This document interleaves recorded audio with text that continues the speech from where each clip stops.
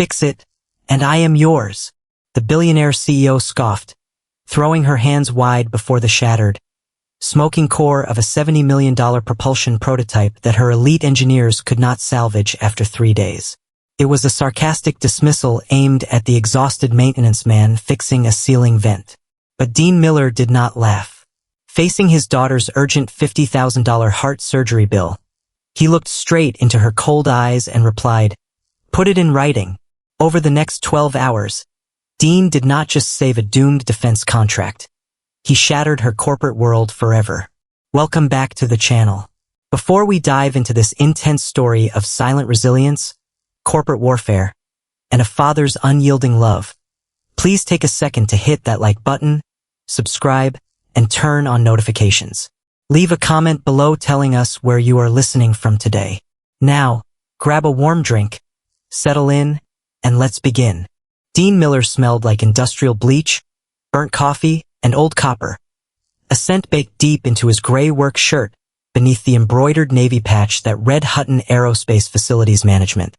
Standing on the 19th rung of an aluminum frame ladder, Dean tightened the final mounting bolt on the overhead HVAC ductwork, his knuckles turning white as his forearms bulged against his rolled-up sleeves.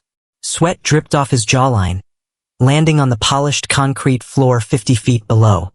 Below him, the pristine R&D laboratory on the 50th floor of the Hutton Aerospace Tower was dissolving into chaos. Architecturally, the 50-story spire of steel and dark glass was a monument to ambition, but inside the testing bay, human resolve was buckling. Dean shifted his boots on the ladder, letting cold air from the duct hit his neck. He had been on his feet for 14 hours, his lower back aching from 3 nights sleeping upright on a cracked chair in the pediatric ICU at Seattle General Hospital. His 6-year-old daughter, Maya, lay in room 412 with a severe ventricular septal defect. Every time she laughed too hard, her lips turned a terrifying shade of blue. His union health insurance covered standard hospital stays, but not Dr. Eris Kessler, the premier pediatric thoracic surgeon on the West Coast. Dr. Kessler's waiting list was 6 months long unless you could produce a $50,000 deposit for an immediate slot. Dean's checking account contained $412.16. Down on the floor, the shouting reached a fever pitch as a voice barked, sharp as a razor blade. "I don't give a damn about thermal expansion metrics, Gregson. I want to know why a $70 million propulsion prototype is vibrating itself into dust on a test stand." That was Sloane Hutton. At 32, she was the sole heiress to the Hutton Empire and the most feared CEO in the Pacific Northwest.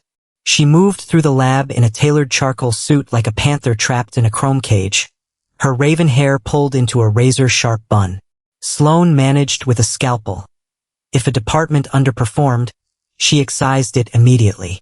Gregson, head of propulsion, ran a trembling hand over his balding head. "Ms. Hutton, the X7 core is pulling fuel at an unprecedented rate, and the intake manifold cannot withstand the fluid pressure.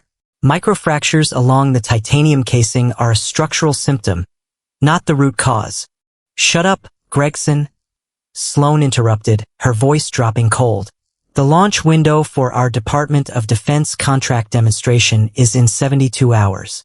If we do not submit a certified 40-second burn recording by 8 o'clock tomorrow morning, they will void our contract.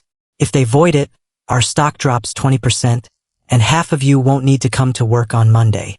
The 6 senior engineers, holding degrees from MIT, Caltech, and Stanford, stared down at their screens and shoes, anywhere but at Sloane.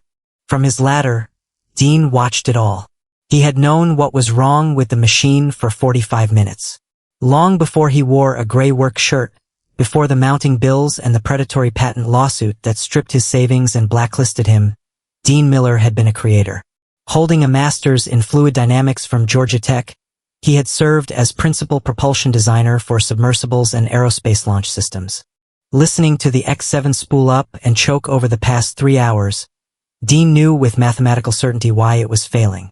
It was a harmonic resonance failure. The fuel pumps operated at 300 Hz, while the titanium casing had a natural resonant frequency of exactly 300 Hz. The pumps generated an acoustic feedback loop inside the metal, meaning the machine was literally singing itself to death. Dean pulled out an industrial rag, wiped grease off his palms, and fitted the metal HVAC grate back into place. The metallic clack of the latch echoed through the silent laboratory, causing 7 heads to snap upward. Dean slowly descended the ladder with a heavy, deliberate rhythm. He saw the dismissive way Gregson and the engineers looked at him. A blue-collar maintenance guy holding a wrench, an irrelevant piece of human furniture disrupting their crisis. "Are you finished up there, facilities?" Sloane asked, her tone devoid of warmth. "Yeah," Dean said, his voice a low rasp. "All set." He picked up his red steel toolbox, knowing he should clock out, drive to the hospital, and read Maya another chapter of The Hobbit. But $50,000 flashed in his mind. Dean stopped at the blast glass, anchoring his boots as he looked at the ruined thruster core. "It's not your intake manifold," Dean said plainly. The quiet in the laboratory became suffocating as Gregson let out a sharp scoff. "Excuse me? Did you get lost on your way to the mop closet, buddy? Service elevators are down the hall." Dean kept his steady eyes locked on the machine. "You've got an acoustic feedback loop. Your secondary fuel pump cycle at 300 Hz, while your casing acts like a tuning fork at 300 Hz. Every time those pumps hit peak pressure, you generate a standing acoustic wave inside the alloy walls. You could double the thickness of that casing, and it would still microfracture within 20 seconds. Gregson's face turned crimson. "Ms. Hutton, I'll call security and have him removed immediately." "Quiet, Gregson," Sloane commanded sharply.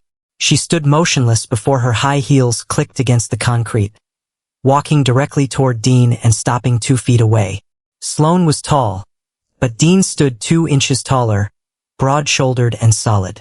She noted the grease beneath his fingernails, the dark rings of exhaustion around his eyes, and his faded leather boots. And how would a maintenance worker know the exact resonant frequency of an experimental defense-grade titanium alloy? Sloane asked softly. "I read the metallurgical specification sheet lying on Gregson's desk while emptying his recycling yesterday." Dean lied smoothly. He had calculated the frequency in his head within 5 minutes of hearing the alloy composition, but revealing his background now would trigger a security check. Sloane stared at him, looked back at the X7, and observed her engineering team exchanging nervous glances. A dark smile touched her lips as 3 days of unbearable stress pushed her toward reckless desperation. "Right?" Sloane said, throwing her hands up with bitter sarcasm. "Magnificent. My team of elite engineers are helpless, but the guy with the toolbox has it figured out." She stepped closer, her eyes burning with irony. "Tell you what, maintenance man. Fix the X7 core by 8 o'clock tomorrow morning, and I'm yours. Take my office. Take my Maybach. Take my entire job." The junior engineers chuckled, recognizing a public tongue-lashing designed to crush their pride by comparing them to a manual laborer. Dean didn't smile.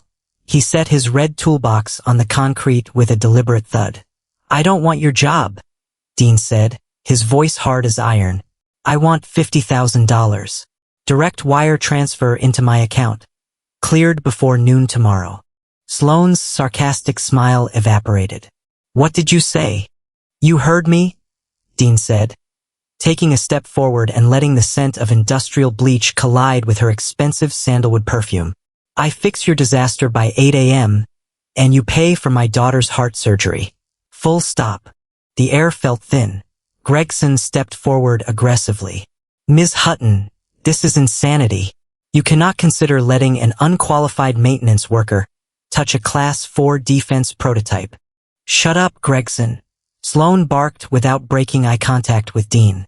She was studying him, reading the immovable gravity that exists only in a parent pushed to the absolute edge. $50,000, she repeated quietly. "It's a fraction of what you lose when the Pentagon cancels your contract tomorrow," Dean stated coldly. "You have no alternative plan. Your engineers have been guessing for 3 days, and you have 12 hours left." Sloane tilted her head. "And if you fail? If you ruin the core?" "If I fail, you fire me without severance," Dean replied flatly.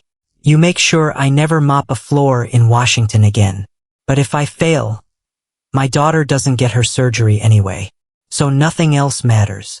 Sloane walked to a glass workstation, snatched a black marker, and pulled a sheet of Hutton Aerospace letterhead. With sharp strokes, she wrote, "If Dean Miller successfully stabilizes the X7 propulsion core and achieves a continuous nominal burn by 0800 hours tomorrow, Hutton Aerospace will issue an immediate cash bonus of $50,000. If he fails, his employment is terminated immediately with cause." She signed her sweeping signature and shoved the paper against his chest. Dean pulled a cheap ballpoint pen from his shirt pocket, clicked it, and signed firmly next to her name. "Everyone out," Sloane commanded. When Gregson sputtered, she roared, "I said get out. All of you, go home." Within 60 seconds, the lab was cleared as the soundproof security doors sealed shut with a soft hiss. Dean marched up to the security keypad, punched in an 8-digit override code he wasn't supposed to possess, and pushed the blast doors open. The pungent odor of scorched metal and unburnt fuel rushed into his lungs as he slid his hand over the cooling fins of the metal casing. "So," Sloane said, leaning against the blast door frame, "how does a maintenance worker fix a harmonic resonance loop? Are you going to hit it with a hammer?" "No," Dean said, sliding beneath the thruster chassis while pulling a heavy ratchet from his belt. "I'm going to mechanically decouple the secondary fuel injection manifold and insert high-density vibration dampeners. Then, I'm going to rewrite your control software's timing sequence so the fuel pumps fire out of phase with the casing's natural resonance." Sloane stood frozen. "Who are you, exactly?" Dean grunted, straining as he cracked a massive hex bolt loose with a loud snap. "Right now, I'm the guy saving your company. Pass me that half-inch deep well socket from my box." Sloane hesitated, then knelt on the concrete, located the socket in his toolbox, and handed it to him. For the next 4 hours, the lab echoed with the rhythm of hard labor. The clinking of sockets, the groan of unyielding bolts, and the heavy breathing of a man fighting for his child's life. Dean worked with methodical efficiency, stripping away the outer protective cowling of the X7. He sliced his knuckle on a titanium fin, wiped the blood on his pants, and kept working. Searching through a scrap metal bin, Dean retrieved blocks of ultra-high-density silicone compound Gregson had discarded as scrap. Using a utility knife, he hand-carved custom dampening shims, fitting them precisely between the fuel pumps and the structural mounting brackets to break the transmission of vibrational energy. Sloane watched him from her elevated office window, her eyes drifting back down to the man in the gray shirt despite hundreds of urgent emails piling up. At 2:15 in the morning, physical exhaustion hit Dean like a freight train. Crawling out from under the machine with trembling arms, he slid his back against a concrete pillar and closed his eyes. Behind his eyelids, Maya's face appeared, her bright eyes and the faint blue tint on her lips. He heard the soft click of high heels approaching, opening his eyes to find Sloane standing over him. She had rolled her white silk sleeves up to her elbows and held 2 steaming paper cups. "Black," she said quietly, extending one. "I assumed you don't drink oat milk lattes." "Thanks," Dean muttered, taking the cup as his grease-stained fingers brushed hers. Sloane sat down on the dusty floor next to him and took a sip of her coffee while staring at the disassembled rocket core. "I ran your background check," she said softly. Dean took a slow sip. "I figured you would."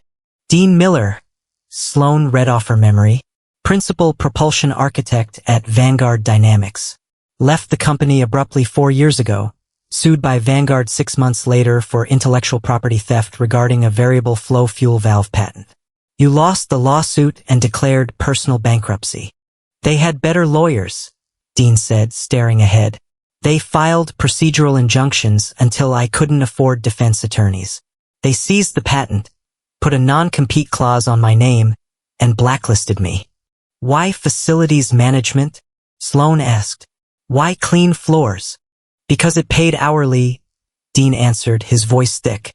"It didn't violate my non-compete clause, and it had the best union healthcare plan in the state for dependents." He turned to meet her gaze. "I stopped caring about building rockets, Miss Hutton. I only cared about keeping my daughter alive." Sloane looked down at her coffee cup as the fluorescent lights caught the sharp lines of her face, revealing a profound sadness beneath her corporate armor. "My father founded this company," she whispered. "He was a mechanical engineer who built the very first Hutton thruster in our garage. He used to come home smelling just like that, solvent, machine oil, and cold steel." She took a slow breath. "When he died 3 years ago, the board tried to force me out, saying I was just a finance suit who didn't understand the metal. If this test fails tomorrow, they will vote me out by Friday and sell the asset patents to Vanguard." Dean felt a strange shift inside his chest. Sitting on the dirty floor at 2 in the morning, smelling coffee and ozone, he realized Sloane wasn't his enemy. She was just another human being fighting a war she couldn't afford to lose. "The mechanical dampeners are installed," Dean said, pushing himself up off the floor. "Now I need to rewrite your injection control script, so I need your master administrative credentials." Sloane stood up, walked to the central mainframe console, typed in her master password, and stepped aside. "It's all yours, Miller." The blue glow of dual monitors illuminated Dean's face as his fingers flew across the keyboard. Rewriting the fuel pump firing sequence to stagger the injection pulses by micromilliseconds, he created a chaotic, asymmetrical firing pattern that mathematically prevented acoustic waves from aligning inside the titanium casing. Sloane stood close behind his chair, watching the lines of code scroll across the screen. "You're offsetting the pulse timing," she noted. "Won't an asymmetrical pulse cause a thrust vector imbalance?" "Only during the first 20 seconds of ignition," Dean explained.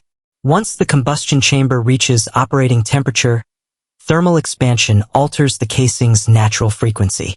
At that point, the code shifts the pumps back into harmonic synchronization." Sloane stared at the code before looking down at Dean with pure awe. "You're accomplishing in 4 hours what a team of MIT PhDs couldn't figure out in 3 months. They rely too much on computer simulations," Dean said, hitting enter as the system confirmed the script compiled successfully. "Simulations assume perfect conditions. Real metal has microscopic grain flaws. You have to design around the flaws, not pretend they don't exist." Dean checked his watch. It was 6:15 a.m. "Clear the floor," Dean told her as he grabbed ear defenders. "Get behind the blast glass." Retreating into the control booth overlooking the test bay, Dean sat in the operator's chair and flipped the master arming toggles as red warning strobes pulsed throughout the laboratory. "Fuel lines pressurized," Dean announced over the intercom. "Igniter circuits armed. Give me the master key." Sloane pulled a brass key from her neck chain, inserted it into the console, and turned it 90 degrees. "Firing in 3, 2, 1. Dean slammed the throttle lever forward. Through the blast glass, the test chamber transformed into a blinding inferno as the X7 thruster ignited with a violent roar. The acoustic energy rattled the steel floor plates and vibrated deep inside Dean's chest. "Telemetry active," Dean shouted over the rumble, watching the graphical displays. At 15 seconds, vibration metrics climbed toward the red threshold. Dean held his breath with hands hovering over the emergency abort switch. At 20 seconds, Dean's custom code engaged. The secondary fuel pumps shifted into their chaotic pulse rhythm, causing the vibration graph to flatline as the silicone shims absorbed the mechanical shock and broke the harmonic loop. At 30 seconds, thermal sensors indicated nominal operating heat. The software automatically phased the fuel pumps back into synchronization, and the screech of the engine transformed into a smooth roar as the digital thrust gauge climbed past 100%, holding steady at 104% output. "It's holding," Dean yelled, a rare smile breaking across his face. "Chamber pressure nominal. 0 micro fracturing detected." Sloane ripped off her ear defenders, staring through the glass at the roaring blue plasma before turning to Dean with luminous eyes, realizing he had secured the defense contract and saved her company. Dean pulled the throttle back to idle and engaged the shutdown sequence. The fire died instantly, leaving the chamber filled with white smoke and profound silence. At 7:30 a.m., the electronic doors hissed open as Gregson walked in carrying a leather briefcase, followed by 2 junior engineers. They froze, The X-7 thruster was mounted securely, smoking gently with its titanium casing glowing cherry red near the exhaust nozzle. Gregson dropped his briefcase with a loud clack. Sloane stepped out of the control booth, buttoning her jacket, while Dean quietly packed his tools into his battered box. It held at 104% efficiency for a full 60 seconds. Gregson, Sloane said coldly. The issue was indeed a harmonic resonance loop, fixed with $20 worth of scrap silicone and an hour of software code. Gregson turned pale as Sloane added, "The Department of Defense gets their verified data packet in 30 minutes. Have your team prepare for the briefing." Walking over to Dean near the service elevator, Sloane pulled out her smartphone and tapped the screen. In Dean's pocket, his phone vibrated with a push notification. Wire transfer received from Hutton Aerospace corporate account for $50,000. Status cleared and available immediately. Dean stared at the glowing numbers as the crushing weight on his chest vanished. Maya was going to have her surgery. "A deal is a deal," Sloane said softly. "Thank you, Dean." "Thank you," Dean said quietly. He reached out to press the elevator button, but Sloane stepped closer into his space. "I told you yesterday," Sloane murmured, "that if you fixed the X-7 you could have whatever you wanted. I don't make jokes, Miller, and I never go back on my word. So, what do you want?" Dean looked at the formidable billionaire standing before him. "I need a shower," Dean said quietly, "and then I need to go see my daughter at the hospital." As the elevator doors slid open, Dean added, "But if you're serious, I'll take your job." The doors sealed shut, leaving Sloane Hutton standing alone in the lab with a slow, dangerous smile spreading across her face. Chapter 5. I have an opening at 6 a.m. The pediatric cardiology wing at Seattle General Hospital smelled of cherry disinfectant and old fear. Dean sat in the vinyl chair beside Maya's bed while she slept peacefully, the rhythmic electronic beep of her heart monitor providing the only sound in the dim room. The door pushed open quietly, and Dr. Eris Kessler walked in holding a tablet, looking at Dean with professional detachment and genuine surprise. "Mr. Miller," Dr. Kessler began, "hospital billing notified me that a $50,000 wire transfer cleared your account 2 hours ago." "It's not an error, Doc," Dean said, his voice rough. "The deposit is real." Kessler set his tablet down, his clinical manner softening. "In that case, I have an opening in Surgical Suite B tomorrow morning at 6 a.m. We will prep Maya at 4. We go in, patch the septum, and she'll be recovering in ICU by noon." Dean let out a long breath, burying his face in his hands before looking up. "Thank you, doctor. Thank you." "Get some sleep, Mr. Miller," Kessler said gently. "Tomorrow is going to be a brand new day." While Dean sat watching his daughter sleep, Sloane Hutton conducted a bloodbath in the boardroom on the 50th floor. 7 senior board members sat around the mahogany table, reviewing the Department of Defense contract confirmation memo. "The Pentagon is thrilled, Sloane," Martin Vance, the board chairman, said. "The X-7 demonstration metrics exceeded baseline requirements. You pulled it off." "Barely." "There was no barely about it, Martin," Sloane stated flatly. "The prototype sustained a 104% efficiency curve. We set a new benchmark." When Martin suggested a bonus for Gregson's team, Sloane added, "Gregson is fired. I fired him 20 minutes ago." The boardroom fell silent as Martin protested firing the chief propulsion architect. Gregson nearly destroyed this company because his fragile ego prevented him from admitting his mathematical models were flawed, Sloane declared, slamming a black leather dossier onto the table. The X-7 core was salvaged by a man from facilities management, a maintenance worker. Sloane leaned across the table. "That is the complete background dossier on Dean Miller. Until 4 years ago, he was the principal propulsion designer for Vanguard Dynamics. Vanguard stole his variable flow valve patent through corrupt litigation, bankrupted him, and blacklisted him.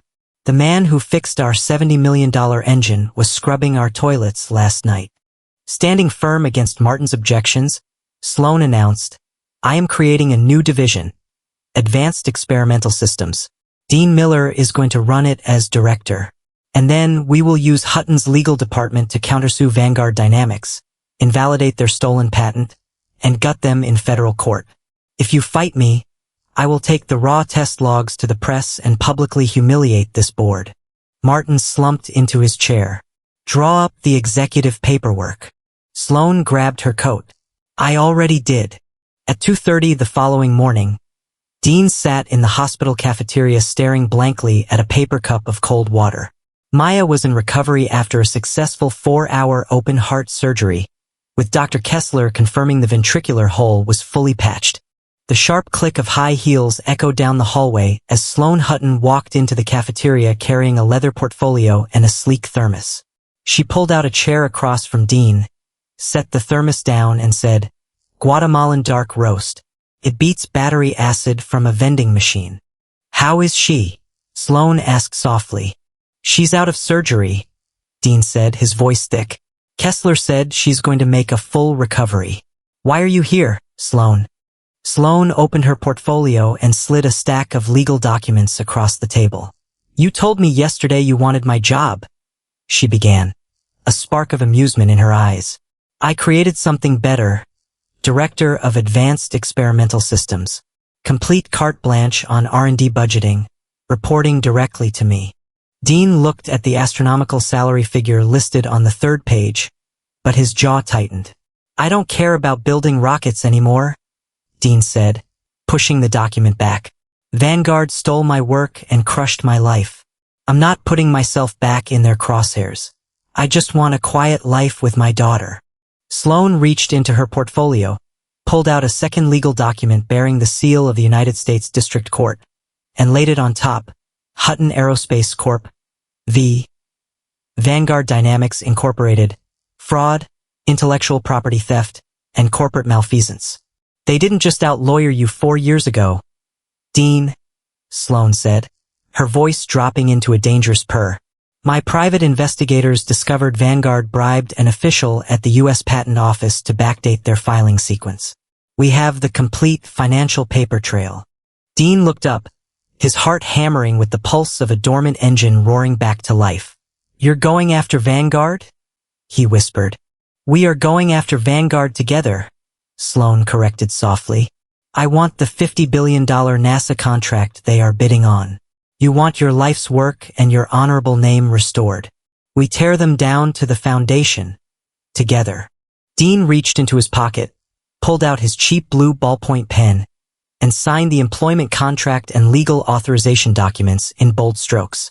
Sloane packed the signed documents into her leather case, a breathtaking smile lighting up her face. Go sit with your daughter, Dean, she said softly. Take the next month off fully paid. When Maya is recovered, I expect to see you in your new corner office on the 50th floor. As she turned to walk toward the exit, Dean called out, Sloane, thanks for the coffee. Sloane's smile softened. See you at work, Director Miller. Walking out into the crisp Seattle night, the hospital didn't smell like fear anymore. It smelled like dark roast coffee, ozone, and a brilliant, unstoppable future. What an incredible story of resilience, fatherly love, and ultimate redemption.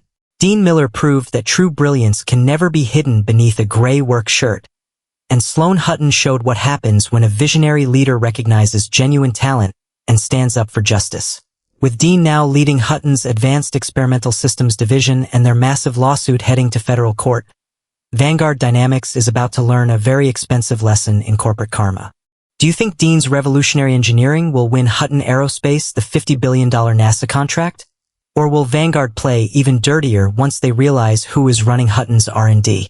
Let us know your theories in the comments section below. If you enjoyed this deep dive story of justice and redemption, please hit the like button, share this video with your friends, and subscribe to our channel for more powerful stories. Thank you for watching, and we'll see you in the next episode.